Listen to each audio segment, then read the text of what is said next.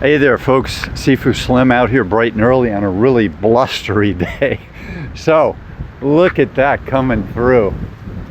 It's a light tropical storm in South Florida and Lake Shore. And I wanted to show you this beautiful statue from antiquity.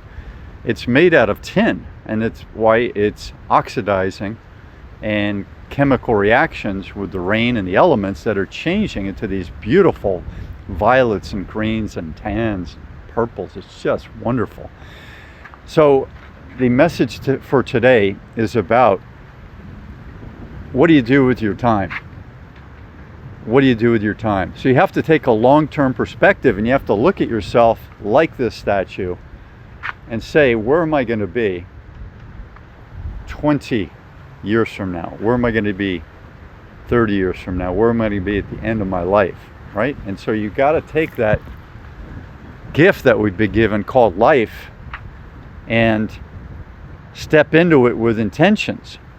If the intentions are to shirk your responsibilities to yourself, to your future, to your family, to society, to nature, Mother Nature, to the animals in your care, to the planet, all these things.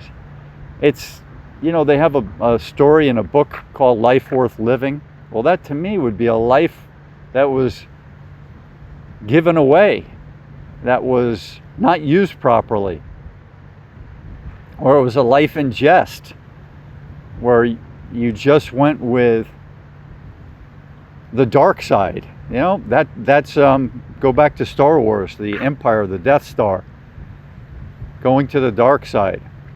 And the dark side is not where you want to be. You want to be doing the right thing. So if you want to make it to your 60s, 80s, to 100, having accomplished some of your life goals and having given the best to the time that you had on this planet, then you got to step into things with intention. So I'm going to give you one example. I have friends who love going to concerts, love going out to clubs, love going to the movies, right? All those things I've done before.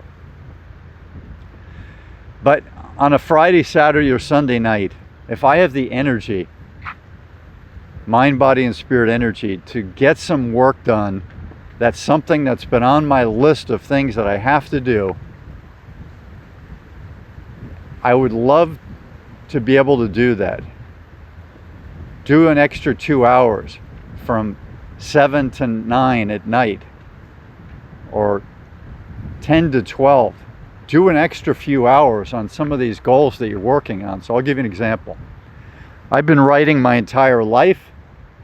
Over the last 15 years, I've hit the ability to do the best that I can, and to have market quality work. I can produce market quality work. That means famous authors' work. I can now do it. And it's been a long journey. I've always been interested in it. I've always had ability in it, but to make it market ready means every word, every sentence, every paragraph, everything counts, and it all works. And it's perceived by the experts, by critics, and by the people reading your book that it works. So there you have it. So you can take a look at my books and tell me if you think I've hit it. So besides acquiring skills, you also have to maintain those. So let's say you get to an advanced level of something. In my case, let's say it's writing. What do I do if I don't maintain that ability?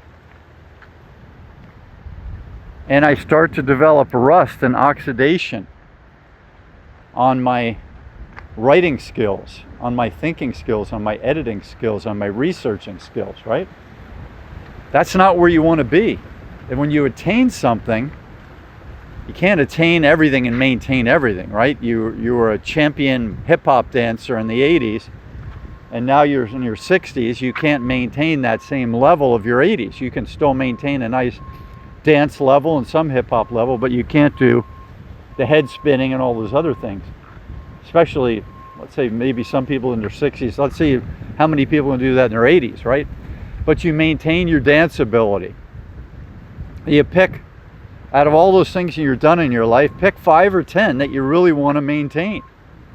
Your physicality, your dance ability, your reading, your thinking, your fairness, your kindness, your gratitude, your ability to cook, your ability to take care of yourself and others, your ability to give gifts, share time, assist others. There's at least 10. So you work on those things and you maintain them. You maintain those things. So those are some messages for today. Acquiring skills instead of partying, going to movies, going to concerts, going to clubs. Instead of flipping the channel, you find that energy in the mind, body, and spirit, and you accomplish an extra 2 hours of those goals.